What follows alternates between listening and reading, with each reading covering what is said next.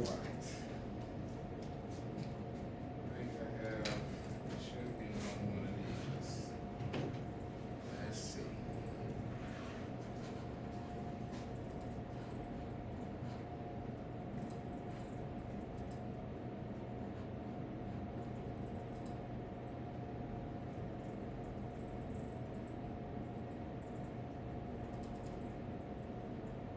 There we go. Yes, indeed. All right. So we're in chapter 3 now. All right. So we took a short, what I would call a quiz on for chapters 1 and 2. We would normally take more of a test for that, but we're gonna keep moving as we're running out of time.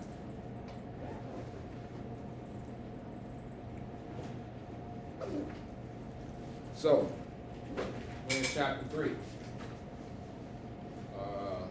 Chapter 3 deals with vectors and projectile motion. That's chapter 3.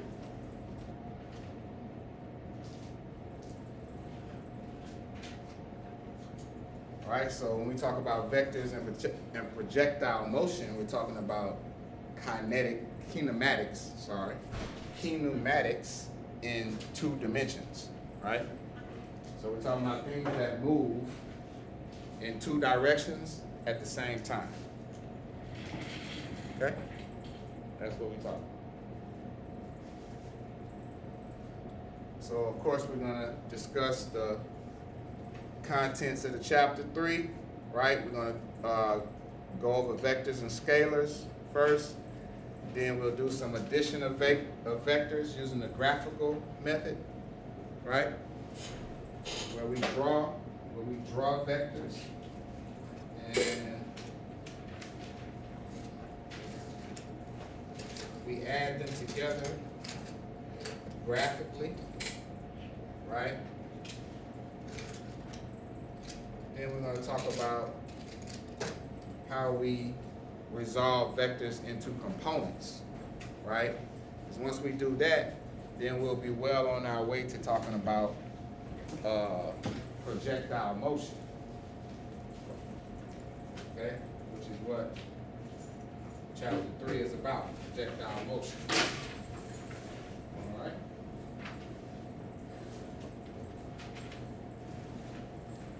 And then we'll briefly talk about relative velocity and all of that, okay? And we'll solve some problems in projectile motion, all right?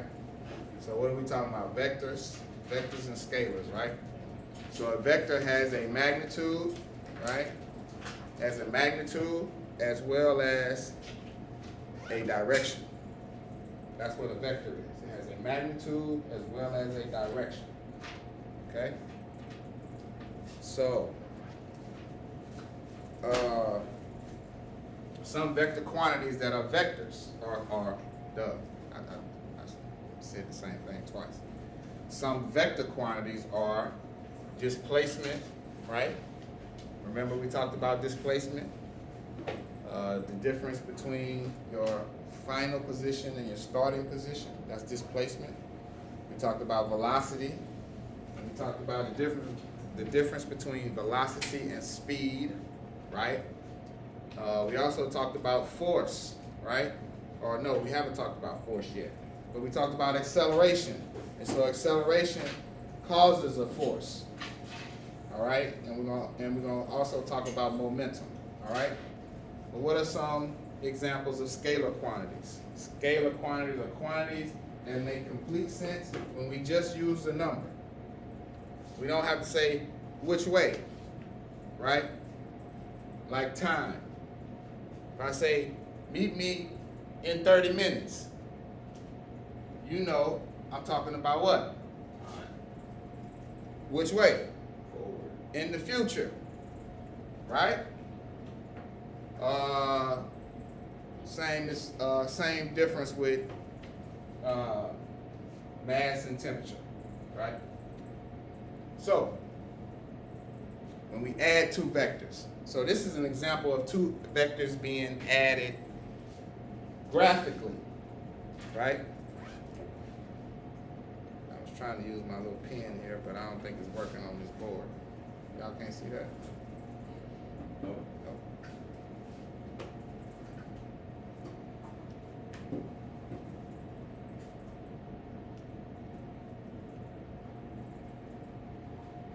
All right. This is an example of two vectors being added graphically, right?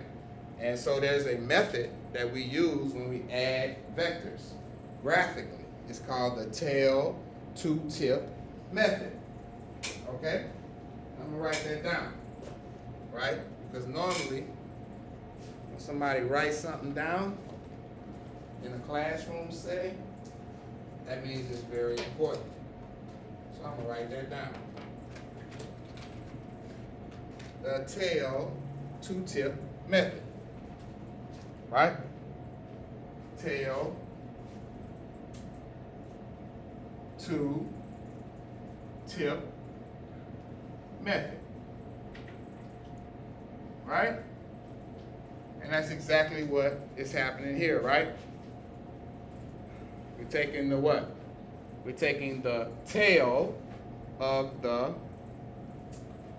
second vector and attaching it to the tip of the first vector.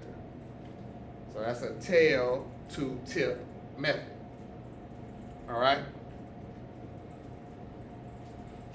And in both cases, we're doing the tail to tip method, right? And we see that in both cases, the vectors have the same what? The two vectors have the same what? Huh? Huh? Direction. And both, what's similar amongst both of these? About the two vectors. Magnitude. Right? They both have the same magnitude. Magnitude of 8 kilometers, magnitude of 8 kilometers. Magnitude of 6 kilometers, magnitude of 6 kilometers. But what's different? Direction. One is pointing back in the west direction, right? Which is here, right? We traveled 8 kilometers east, then we went 6 kilometers back west. So you ultimately went what? 2 kilometers east. That's displacement. But we traveled a distance of what? 14 kilometers. That's distance. Okay? So that's the difference between distance and displacement. Let me. That's the tail to tip method. Okay? So here, right? If the motion is in two dimensions, right, which is what we're talking about. That's what we started off talking about, right? First chapter we did units, unit conversions. Second chapter we did motion in one dimension. So free fall or moving straight across, right? Now we're talking about motion in two dimensions, like that at the same time, simultaneously, right? So we can represent that motion using a triangle effectively, right? And what do we know about triangles? Pythagorean theorem, right? What else? Right 90, or usually. Well, yeah, we have right triangles. That's a specific type of triangle, right? And that's the one we're gonna be dealing with here, mostly. But yeah, we're dealing with right triangles, so we have a 90-degree angle, right? And we know the Pythagorean theorem, which says a squared plus b squared equals c squared, right? Anybody know where that comes from? Well, no. I'm saying how did Pythagoras or whoever they say they say made it up or whatever. I don't believe all that stuff. But do we understand the mathematics? That's what I'm asking. Huh? It's the adjacent and the. Well, those are the definitions of the trigonometric terms, is what you're about to tell me, right?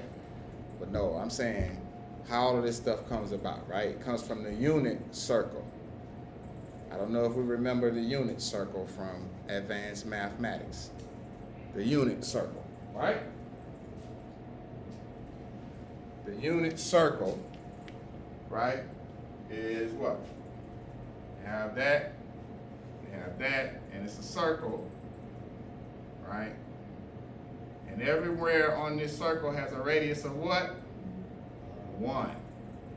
That's why they call it the unit circle, right? The unit circle,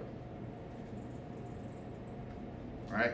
So, because we have a radius of 1, then we have an equation from, I don't know if this is Pythagoras, maybe he got this from somebody else, right? But we got what? Sine squared of an angle plus what? Cosine squared of an angle equals what? 10. No. 1. Right? So that means that what? That means that if we draw a projection, right?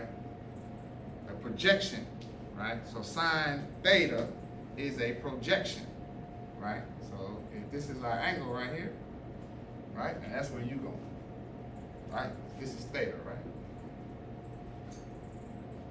That's theta, right? Then sine of theta is what?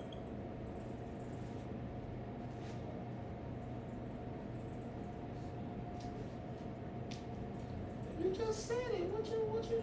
What you doing? What you looking crazy for? It's tangent. No. That's what I said. No. You no. So- So I'm confusing. I'm You confusing. said It's that's me. I'm what I confused. just Huh? said. It's me. I'm confused. I know. Opposite over adjacent. Hypotenuse. Sorry, hypotenuse. Right. And cosine is adjacent over hypotenuse, right? Hypotenuse. I might spell that wrong. And then we have tangent theta is opposite over adjacent. Okay? So that's where this comes from, y'all. All right? So everywhere on this circle, right? So then we can define anywhere in space using what? Sines and cosines, right? Because everywhere from here all the way around, right, is what? 360 degrees. Okay? So that's where that comes from. But this is not math class, and I'm not going to get into math, okay? Maybe y'all don't believe me when I talk about math. All right, so here we go. Right? Same method. We got what? Tail to tip. Right? We're taking the tail of the, here, right? And that's why we see here D2 is first, right? We see D2 is first, right? And we add D1 second, right? So the second vector here is D1. Y'all following me when I'm talking what I'm saying?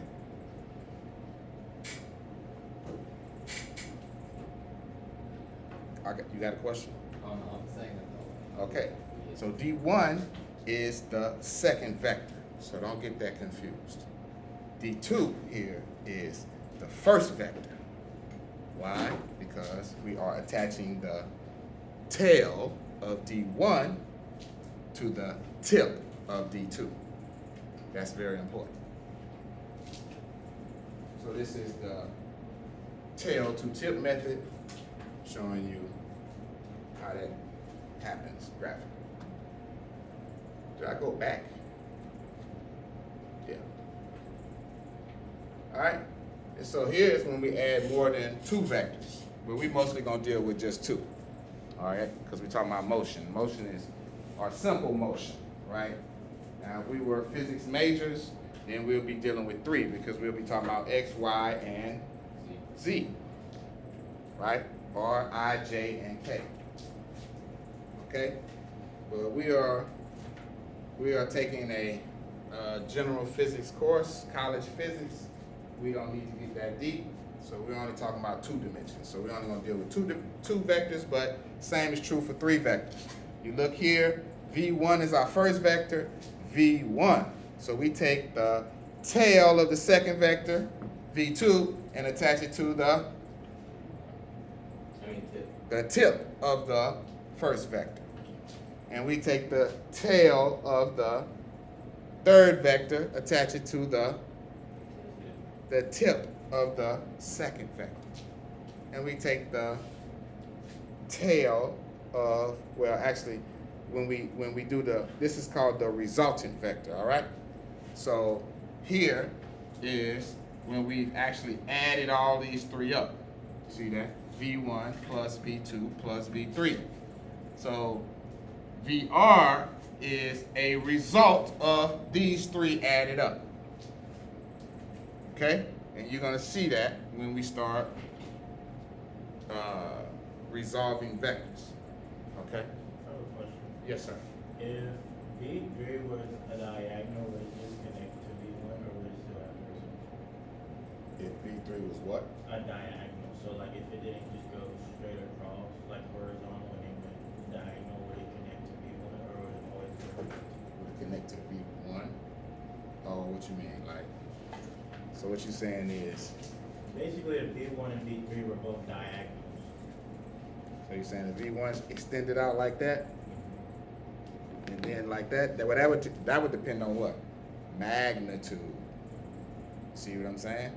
But because it has a certain magnitude, see, if you look, all of these are the same size. When you go from here, you go to here, it's the same size. You go from here to here, the same size. There, there. Because remember, a vector has what? Magnitude and direction.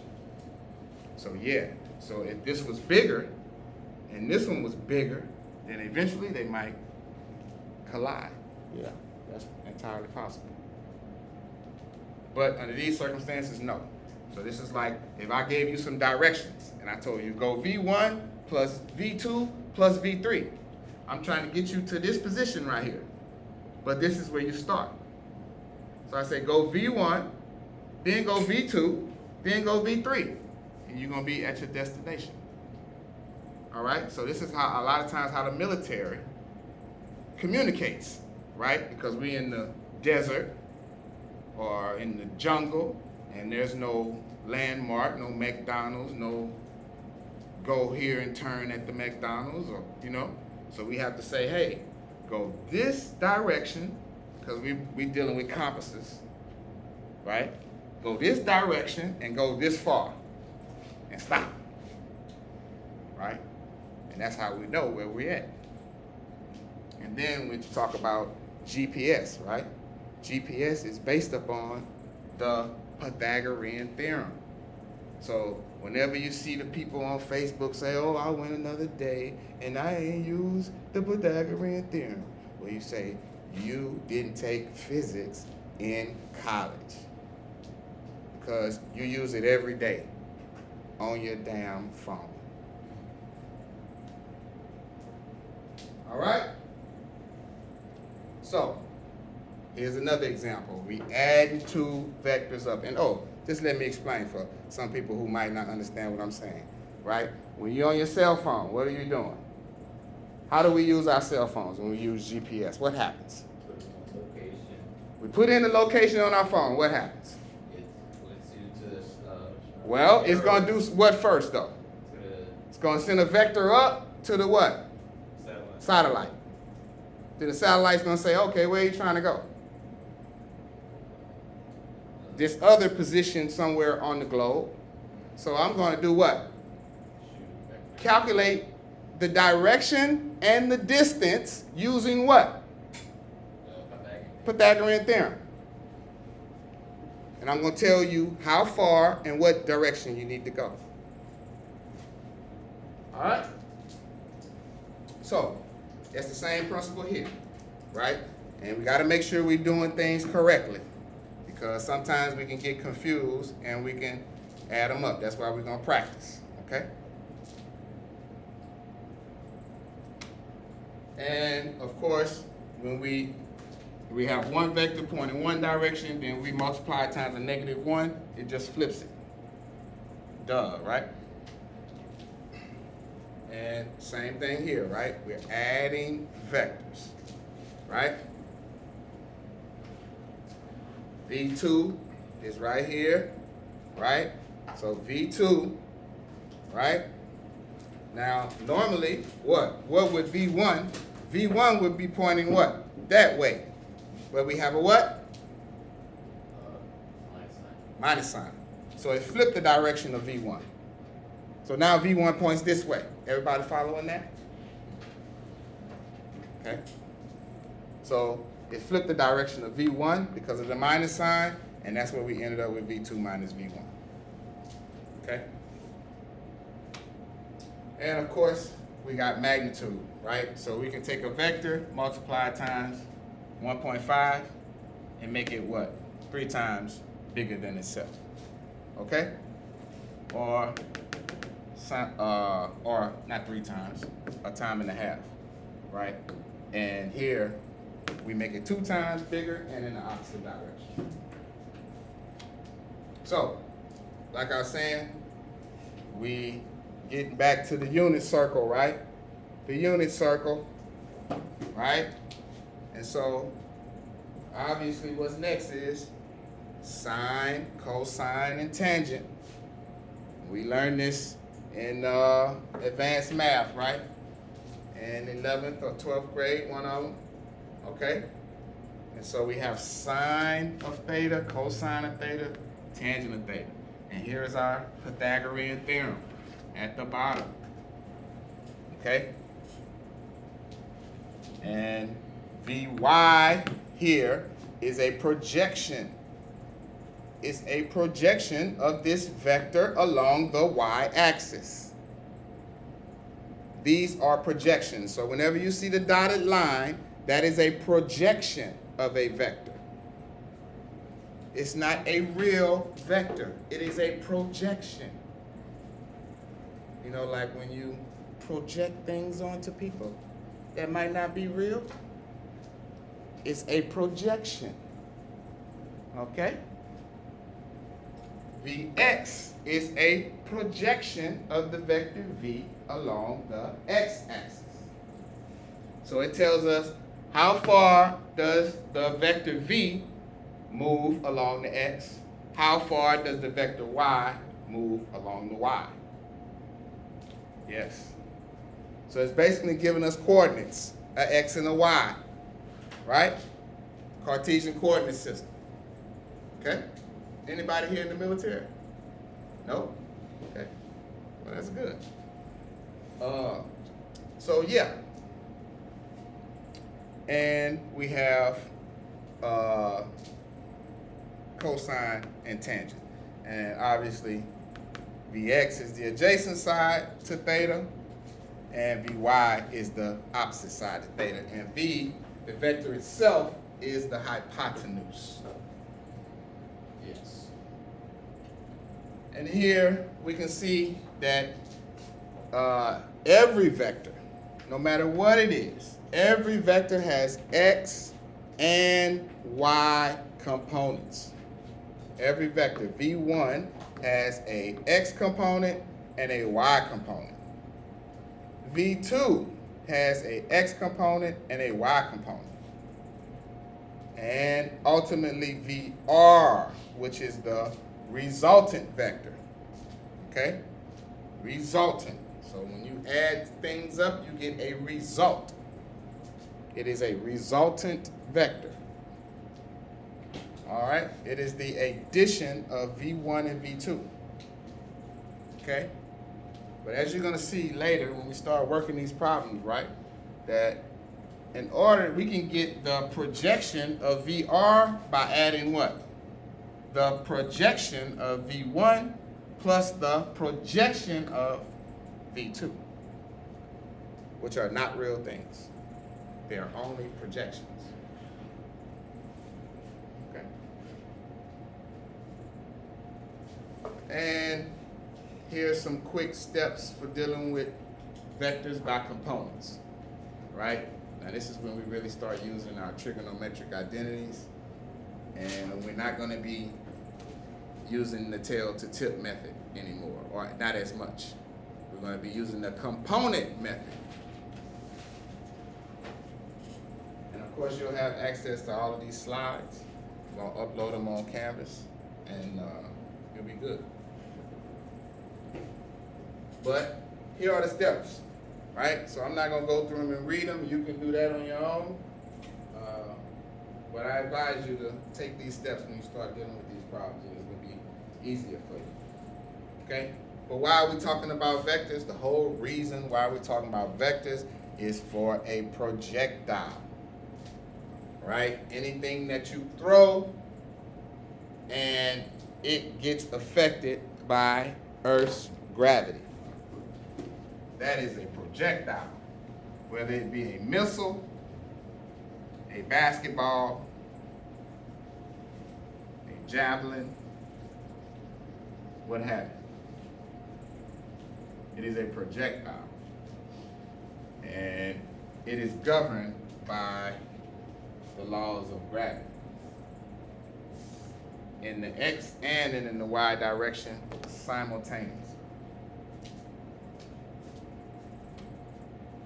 And so that's what's going on here. So the difference between what we're doing now and what we did in chapter 2 was what?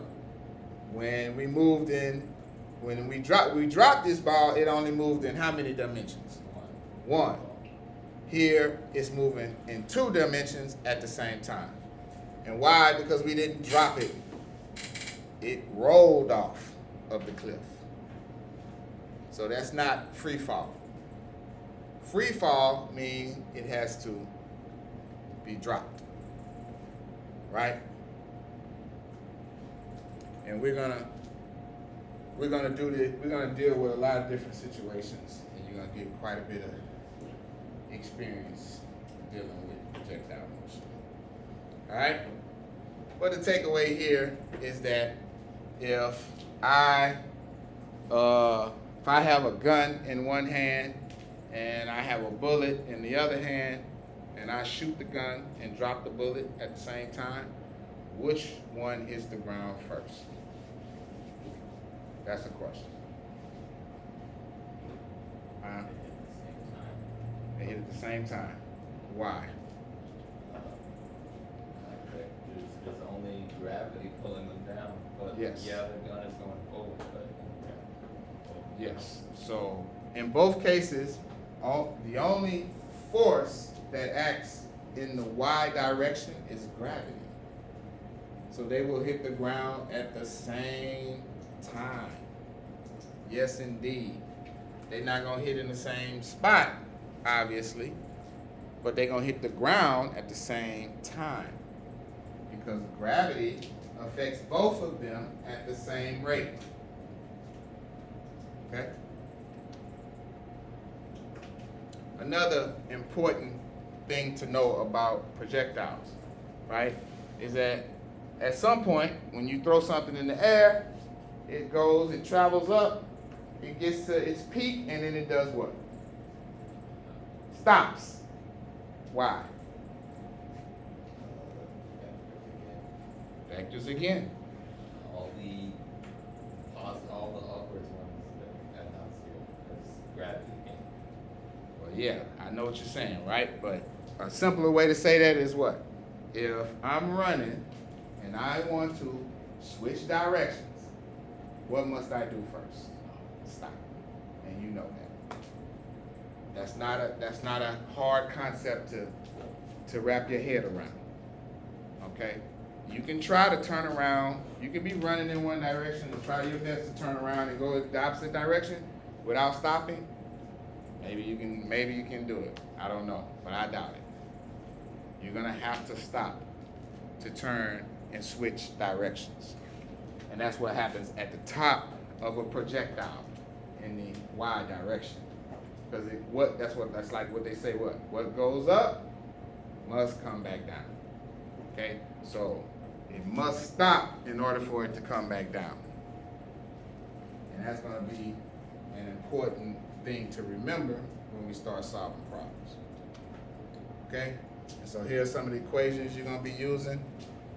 Very similar to like the last chapter, except now we multiply those equations by 2, or the set of equations by 2.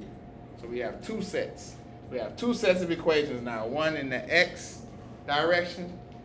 We deal with motion in the X direction by itself, and then we deal with motion in the Y direction by itself, and then we bring them 2 back together using Pythagorean theorem.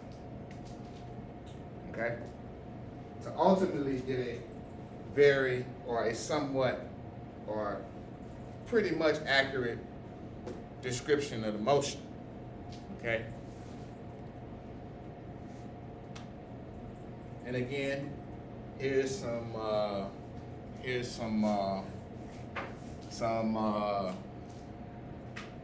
instructions for how you should solve, or how you should approach these problems, solving these problems, right? And again, I'm not gonna read that for you. You can read it. Just go in and download the slides and you read it. All right. And so projectile motion normally takes on a parabolic type of motion. And in one of our labs, well, if I was doing lab, I'm not doing lab this semester, but if I was doing lab, then one of your labs you would be able to see the parabolic motion of an object. We'd actually measure it. We'd actually do it, and we'd measure it, and you'll see the parabola. Okay? But I'm not doing lab, so I don't know if they do that or not. Relative velocity. Relative velocity just goes back to that idea about the reference frames, right?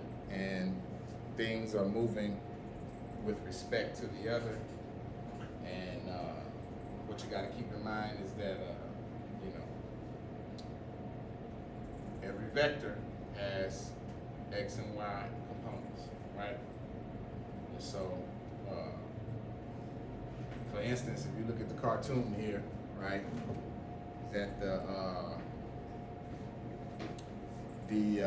there's a relationship between the 3 velocities, right?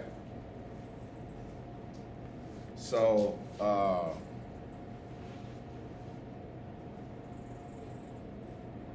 so I guess the wind is so the boat is traveling what? Yes, yeah, it's traveling. I would say what, probably. I would say, yeah. So I would say that the boat is traveling what? In this direction, right? North, right? And the wind or the current is, oh yeah, like you're saying, right? Traveling across. I see what you're saying. So yeah, the boat is traveling across, and the current is pushing on the boat at the same time it's trying to travel across. So it's actually going to travel what? Like that. That's essentially what that's saying. Okay? All right, so now we made it to the summary, and there it is. All right, so again, you can download that and read that for yourself, and that's going to be it for today.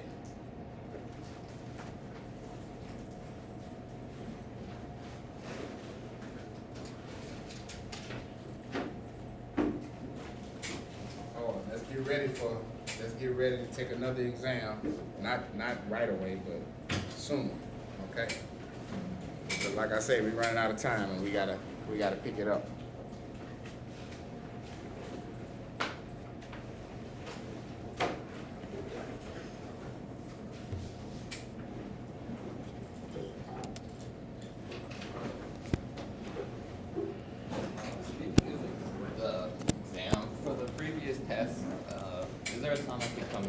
I have an, I don't know if I emailed it to you, I keep forgetting.